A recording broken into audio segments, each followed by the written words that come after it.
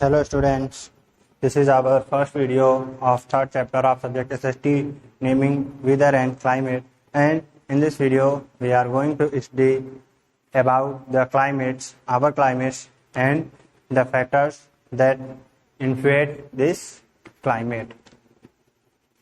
And we are all aware of the word weather and climate, but there are some interesting points about these points and the concepts of climates and weather and about those factors which affect our climate or our weather. We are going to consultate about those. So carefully watch this video and understand what am I trying to say you. So let's start our today's chapter, today's topic, weather and climate. Climate अर्थात किसी स्थान की जलवायु and weather means किसी स्थान का मौसम. जलवायु और मौसम अगर डीपली ना सोचा जाए तो दोनों लगभग एक जैसे प्रतीत होते हैं, लेकिन इनमें कुछ डिफरेंस होता है. ठीक है, तो वेदर एंड क्लाइमेट आज इसी टॉपिक पर जो है हम चर्चा करेंगे इसी विषय पर. तो आइए अपना आज का टॉपिक हम स्टार्ट करते हैं. वेदर एंड क्लाइमेट यानी मौसम और जलवायु. Weather and climate of a place influence the life of people in many ways, such as lifestyle, dress, eating habits, crops, etc. यानी जो वेदर और क्लाइमेट किसी भी स्थान का मौसम और वहां की जलवायु वहां पर रहने वाले लोगों के जीवन को काफी रूप से प्रभावित करती है. मैनी वेज कई प्रकार से प्रभावित करती है. अर्थात किसी स्थान की जलवायु अगर ठंडी है तो वहां के लोग क्या है, उनका पहनावा अलग होगा. किसी स्थान की जलवायु गर्म है तो वहां के लोगों का पहनावा अलग होगा, उनकी लाइफ स्टाइल अलग होगी. तो वही बताया गया है कि किसी स्थान की जलवायु या वहां का मौसम वहां पर रहने वाले लोगों के जीवन को कई प्रकार से प्रभावित करता है. जैसे कि उनकी लाइफ स्टाइल को प्रभावित करता है, उनके रहने के तरीकों को, उनके जीने के तरीके को, ड्रेस उनके पहनावे को जो है अफेक्ट करता है, प्रभावित करता है. ईटिंग हैबिट्स एंड क्रॉप्स, उनकी जो ईटिंग हैबिट्स होती है, खाने की आदतें होती है, यानी खान पान को आप कह सकते हैं, खान पान को, पहनावे को, वहां की फसलों को, वहां पर रहने वाले लोगों को लाइफ स्टाइल को, वहां की जो जलवायु होती है और मौसम होता है वो उन्हें प्रभावित करता है. Weather shows the condition of the atmosphere at a particular time and place. Weather यानी मौसम. तो मौसम जो है किसी विशेष स्थान पर और एक विशेष समय पर वहां पर पर्यावरण की स्थिति को दर्शाता है. वही बताया गया है, weather show the condition of the atmosphere at the particular time and place, यानी किसी स्थान पर, किसी पार्टिकुलर प्लेस पर, किसी विशेष स्थान पर एक विशेष समय में वहां के पर्यावरण की जो स्थिति होती है उसी को हम वेदर यानी मौसम कहते हैं.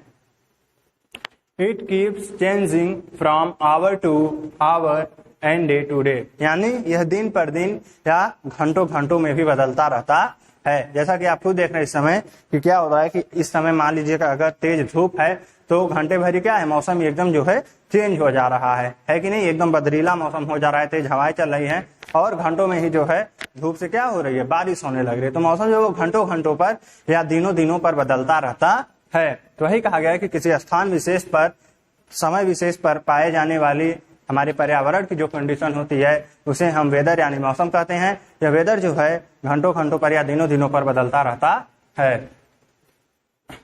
The weather on a particular day may be sunny, cloudy, rainy, windy etcetera. यानी किसी विशेष दिन पर, किसी एक दिन पर किसी स्थान का वेदर यानी मौसम। कहने का तात्पर्य है किसी भी स्थान का किसी एक दिन का मौसम जो है कैसा हो सकता है, वह सनी यानी गर्मीला हो सकता है, क्लाउडी यानी बदरीला हो सकता है, बादलों वाला, रेनी यानी बरसात वाला हो सकता है, या विंडी हवादार हो सकता है। कहने का तात्पर्य है कि किसी भी स्थान का मौसम वो ऐसा हो सकता है कि वहां पर बहुत ज्यादा गर्मी पड़ रही हो, जिसे हम सनी कहते हैं, या बदरीला हो सकता है, वहां पर बादल छाए हो, जैसा कि इस समय प्रायः देखने को मिल रहा है। रेनी यानी बरसात वाला हो सकता है, या तेज हवाएं जब चलती है, विंडी जिसे हम कहते हैं, वह तेज हवाएं चलने वाला हवादार मौसम हो सकता है। All these changes indicate the weather condition of a place. तो ये सभी बदलाव, जैसे कि सनी वेदर या फिर क्लाउडी या फिर रेनी, तो ये सभी बदलाव जो है किसी स्थान की वेदर कंडीशन को, मौसम के हाल को दर्शाते हैं कि वहां का मौसम कैसा है। Next, climate is the average condition of weather over a long period of time. यानी किसी स्थान पर लंबे समय तक बने रहने वाले मौसम का जो औसत होता है, औसत स्थिति होती है, उसी को हम क्लाइमेट यानी जलवायु कहते हैं। कहने का मतलब है किसी स्थान पर, किसी जगह पर काफी लंबे समय तक जब एक ही जैसा मौसम बना रह जाता है, तो उसी की जो औसत अवस्था होती है, जो सामान्य अवस्था होती है, उसी को हम क्लाइमेट यानी जलवायु कहते हैं। जैसे आप लोग सुने होंगे कि कई जगहों पर जो है केवल ठंड ही पड़ती है, या कई जगहों पर जो है केवल गर्मी ही बहुत ज्यादा पड़ती है। तो वही कहा गया है कि जब स्थानों पर किसी भी स्थान पर काफी ज्यादा समय तक एक ही मौसम बना रह जाता है, तो उसी मौसम को हम वहां की जलवायु कहते हैं। एक्चुअली उसकी एवरेज कंडीशन को हम जलवायु कहते हैं। फिलहाल आप आसानी से समझने के लिए इस तरह समझ सकते हैं कि किसी स्थान पर जब एक ही तरह का मौसम काफी ज्यादा समय तक रह जाता है, वह बदलता नहीं है, तो उसी को हम उस स्थान की जलवायु मान लेते हैं। It is different at different places. It is different at different places of the world. यानी यह संसार के अलग अलग स्थानों पर अलग अलग होता है। संसार के जितने स्थान हैं वहां की क्लाइमेट अलग अलग होती है। कहने का मतलब, अगर आप न्यूजीलैंड को या फिर ब्रिटेन को देखें तो वहां पर जो है ठंडी अधिक पड़ती है। इसके अलावा आप अगर सेंट्रल एशिया में देखें या फिर आप साउथ अफ्रीका में देखें तो वहां पर जो है गर्मी अधिक पड़ती है। ठीक है, तो वही बताया गया है कि संसार में अलग अलग स्थानों पर वहां का क्लाइमेट जो है अलग अलग होता है। फॉर एग्जाम्पल, उदाहरण के लिए, at some places it is cold throughout the year while at some places it is hot. यानी कुछ स्थानों पर जो है साल भर ठंडी पड़ती रहती है, जबकि कुछ स्थानों पर केवल गर्मी ही पड़ती है। तो यहाँ पर वही बताया गया है कि संसार के अलग अलग स्थानों का जो जलवायु है वो अलग अलग होती है, वहाँ की क्लाइमेट जो है डिफरेंट होती है। कहीं कहीं पर जो है साल भर ठंड ही पड़ती रहती है, जबकि कहीं कहीं पर केवल गर्मी ही पड़ती है। Some places get plenty of rainfall while some places seldom get rain। यानी कुछ स्थानों पर तो जो है काफी ज्यादा मात्रा में बारिश होती है। प्लेंटी ऑफ रेनफॉल मीन्स बारिश की ज्यादा मात्रा। तो कई स्थानों पर जो है काफी भारी मात्रा में वर्षा होती है, जबकि कुछ स्थानों पर, कई स्थान ऐसे होते हैं जहां पर कभी कभी ही बारिश हो पाती है। The climate of a place tells us about the season of that place. तो जैसा कि हम आपको बताएं कि किसी भी स्थान की क्लाइमेट वहां के वेदर के बारे में, वहां के मौसम के बारे में हमें बताती है। कहने का मतलब, अगर किसी स्थान की जलवायु या वहाँ का क्लाइमेट ठंडा है तो हम समझ जाएंगे कि वहाँ का वेदर कैसा होगा, ठंडा होगा, क्योंकि बताया गया ना कि क्लाइमेट जो है किसी स्थान पर बने रहने वाले वेदर या मौसम के हाल को ही हम क्या कहते हैं, क्लाइमेट कहते हैं। तो वही लास्ट में बताया गया कि क्लाइमेट जो है किसी स्थान विशेष की जलवायु को हमें बताती है। यहाँ पर जैसे आप देख सकते हैं, यहाँ पर क्या है, बारिश हो रही, इस फिगर में एक प्लेइंग फिगर है, ठीक है, जबकि यहाँ पर जो है विंटर सीजन को शो किया गया है। तो अलग अलग स्थानों पर जो है वहाँ की जलवायु अलग अलग होती है। आगे चलते हैं।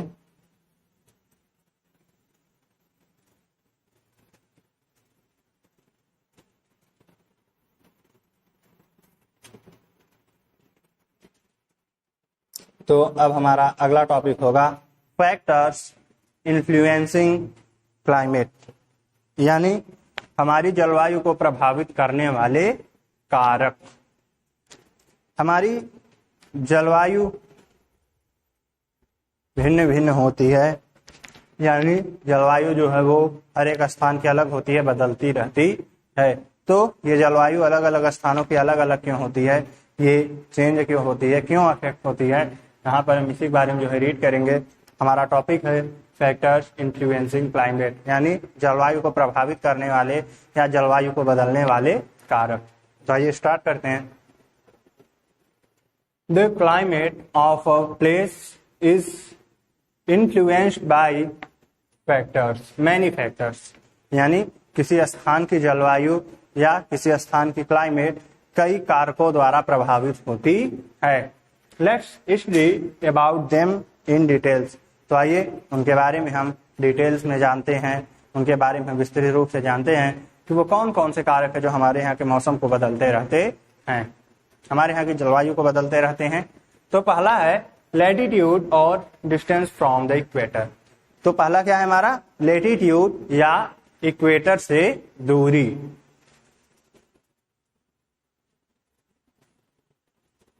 इक्वेटर यानी ये जो बीच वाली रेखा आपको दिखाई दे रही है, ये वाली, यही क्या होती है, ये इक्वेटर होती है, ठीक है।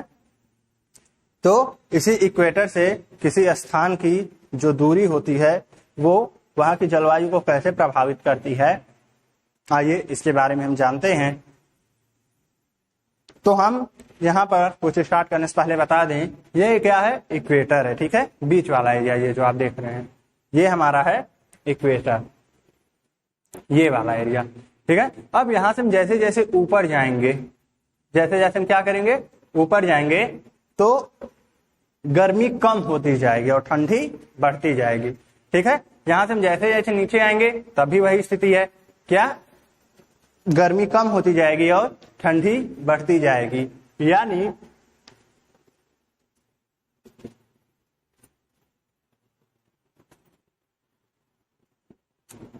इक्वेटर से दूर जाने पर ठंडी बढ़ेगी और गर्मी कम होगी।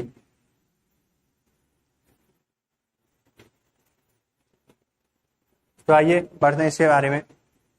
The sun is the ultimate natural source of heat on the earth, यानी हमारे अर्थ पर, हमारी पृथ्वी पर गर्मी का अल्टीमेट नेचुरल सोर्स सन यानी सूरज होता है। यानी हमारी पृथ्वी पर ऊर्जा का या गर्मी का सबसे बड़ा प्राकृतिक स्रोत कौन होता है, सन होता है। जितनी भी हीट होती है वो हमें सन से ही प्राप्त होती है। जैसा कि यहाँ देखिए प्लेइंग फिगर में आप देख सकते हैं, ये सन से क्या है, हमारी अर्थ को हीट मिल रही है ना, गर्मी मिल रही है। यहाँ पे आप देख सकते हैं, यहाँ पे हमारी अर्थ जो घूमती रहती है, स्पिन करती रहती है और ये जो सन से हीट लेती रहती है, खींचती है, जैसा कि आप यहाँ पे इस फिगर में देख सकते हैं। तो देखते हैं, it gives off same amount of heat at all times, यानी पूरे समय यह जो है सन से गर्मी की समान मात्रा को लेती रहती है। यानी जो हमारी पृथ्वी पर सूरज से गर्मी आती है वो हर एक जगह पर क्या होती है, समान होती है। लेकिन फिर भी ऐसा क्यों होता है कि कहीं कहीं पर जो है ठंड अधिक पड़ती है जबकि कहीं कहीं पर गर्मी। अब जब वो समान मात्रा में हीट ले रही है सन से, तो जाहिर सी बात है कि हर जगह का टेम्परेचर क्या होना चाहिए, सेम होना चाहिए। लेकिन इसका एक रीजन है, वो रीजन क्या है आइए हम जानते हैं। कि अलग अलग स्थानों पर गर्मी जो है कम ज्यादा क्यों होती है। But the amount of heat received by all the places is not same. तो ऐसा बताया गया कि हमारी अर्थ जो है सन से सेम अमाउंट को जो है रिसीव करती है, लेकिन हमारी धरती पर प्रत्येक स्थानों द्वारा जो हीट रिसीव की जाती है, जो गर्मी सूरज से प्राप्त की जाती है, वह सेम नहीं होती। यानी हमारी पूरी अर्थ तो जो है सेम हीट रिसीव करती है, लेकिन जो अलग अलग स्थान होते हैं वो स्थान ऊर्जा की या गर्मी की समान मात्रा को अवशोषित नहीं करते। The rays of the sun fall direct and straight on the equator. यानी इक्वेटर पर, यहाँ पर बीच में सूरज की किरणें एकदम सीधी और डायरेक्ट गिरती है।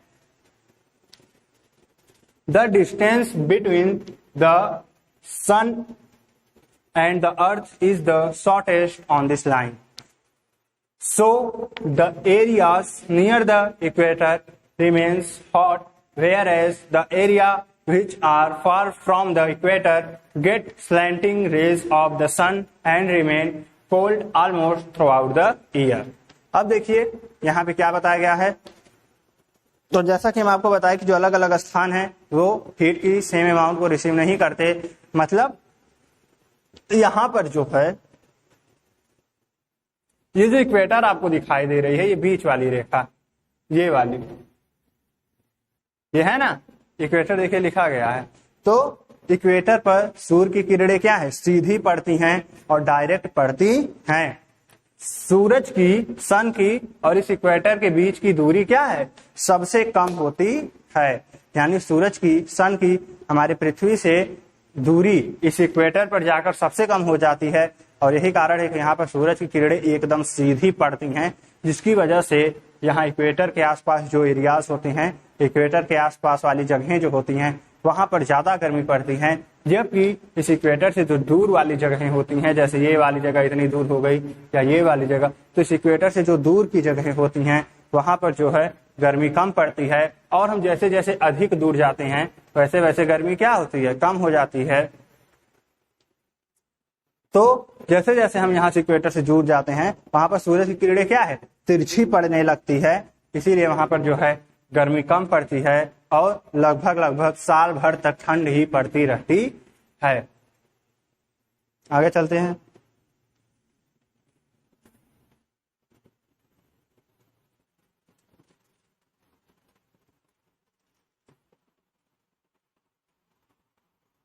तो here you can see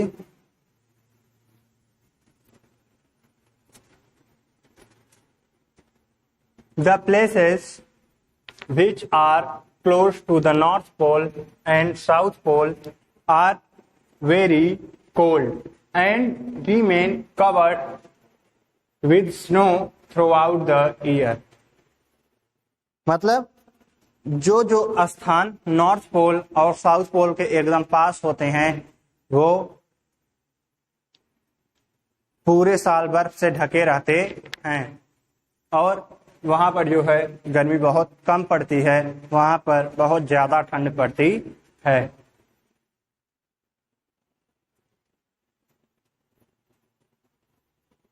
यहाँ पर जो चीजें अभी आपको हम समझाने वाले हैं उसे भी एक फिगर के माध्यम से आपको बताया जाएगा पूरा। यहाँ पर अभी आप इस तरह समझ सकते हैं कि जैसे जैसे अगर मान लीजिए ये कोई, अगर आप इसे क्या अपनी अर्थ मान ले, अपनी पृथ्वी मान ले, ठीक है, तो ये क्या हमारा बीच में क्या होता है, इक्वेटर होती है ना, ये क्या होता है, ये होता है हमारा नॉर्थ पोल, और ये नीचे क्या है, ये होता है हमारा साउथ पोल। तो यहाँ पर वही बताया गया है कि जैसे जैसे हम इक्वेटर से दूर जाते हैं, यानी नॉर्थ पोल पर या साउथ पोल पर, तो यहाँ वाले स्थान क्या होते हैं, अत्यधिक ठंडे होते हैं, और यहाँ जो है लगभग वर्ष भर बर्फ पड़ती रहती है। Thus, the distance from the equator is an important factor affecting the climate. अतः इक्वेटर से दूरी जो है मौसम को प्रभावित करने के लिए एक महत्वपूर्ण कारक होती है। यानी अगर इक्वेटर से दूरी कम है तो वहाँ का मौसम ज्यादा गर्म होगा, लेकिन इक्वेटर से अगर दूरी अधिक है, इक्वेटर से ज्यादा दूर कोई स्थान है, तो वहां पर गर्मी कम पड़ेगी और वहां पर ठंडी अधिक या ज्यादा पड़ेगी। Next, on the basis of heat received by the earth from the sun, we can divide the earth into 3 zones known as the climatic zones. These are, तो हमारी पृथ्वी जो है सन से जैसा हीट रिसीव करती है उस आधार पर, उस बेसिस पर हमारे अर्थ को 3 जोन्स में, 3 क्षेत्रों में बांटा गया है, 3 श्रेणियों में बांटा गया है। वो कौन कौन से जोन होते हैं? वो होते हैं फ्रिजिड जोन, टेम्परेट जोन और टॉरिड जोन। जैसा कि आप यहाँ देख सकते हैं, the torrid zone, the frigid zone and the temperate zone. यानी हमारी पृथ्वी के द्वारा जो हीट रिसीव की जाती है उसके आधार पर हम अपनी पृथ्वी को, अपनी धरती को 3 भागों में बांट सकते हैं। किसमें किसमें? तो हमारा पहला कौन सा है? The torrid zone. The areas which lie between the Tropic of Cancer and the Tropic of Capricorn come under the torrid zone. यानी वे क्षेत्र जो ट्रॉपिक ऑफ कैंसर और ट्रॉपिक ऑफ कैप्रिकॉर्न के बीच में आते हैं उन्हें हम टॉरिड जोन कहते हैं। अब यहाँ पर एक प्रश्न है कि ये Tropic of Cancer and tropic of Capricorn क्या होती है? तो उसके लिए हम आपको यहाँ बता दें एक बार फिर से इस फिगर में, देखिए ये क्या है? ये हमारी ट्रॉपिक ऑफ कैंसर और ये क्या है? Tropic of Capricorn. जैसा कि आप देख सकते हैं ये वाली जो रेखा, ये क्या है? हमारी ट्रॉपिक ऑफ कैप्रिकॉर्न, और ये वाली रेखा है, ये है ट्रॉपिक ऑफ कैंसर। तो इन्हीं दोनों रेखाओं बीच में ये वाला जो देखिए रीजन है, ये पूरा ब्लू कलर से देखिए जो शो किया गया है, इसी को हम क्या कहते हैं? टॉरिड जोन कहते हैं। तो आप देख सकते हैं कि टॉरिड जोन क्या है? इक्वेटर के एकदम पास में होता है, मतलब टॉरिड जोन में गर्मी क्या होगी? अधिक पड़ेगी। तो चलिए फिर से हम चलते हैं अपने टॉपिक पर। तो यहाँ पर बताया गया है कि वे क्षेत्र या वह एरिया जो ट्रॉपिक ऑफ कैप्रिकॉर्न और ट्रॉपिक ऑफ कैंसर के बीच में होता है उसे हम टॉरिड जोन कहते हैं। The sun shines directly above these regions, और इन क्षेत्रों में जो है सूर्य की किरणें सीधी पड़ती हैं, सूर्य एकदम सीधे चमकता है। That's why they remain very hot through out the year, इसीलिए ये स्थान पूरे साल भर काफी गर्म रहते हैं। जैसा कि अभी हम आपको दिखाए थे, क्या था कि टॉरिड जोन जो है ट्रॉपिक ऑफ कैप्रिकॉर्न और ट्रॉपिक ऑफ कैंसर के बीच में थे, यानी इक्वेटर के एकदम पास में थे, और इसी कारण जो है यहाँ पर वर्ष भर गर्मी बहुत अधिक होती है। And the next zone of the earth is the frigid zone. The areas which lie near the poles, that is between the Arctic Circle and the North Pole in the northern hemisphere and between the Antarctic Circle and the South Pole in the southern hemisphere come under the frigid zone. Frigid zone क्या होते हैं? Frigid zone अर्थात वे zone जो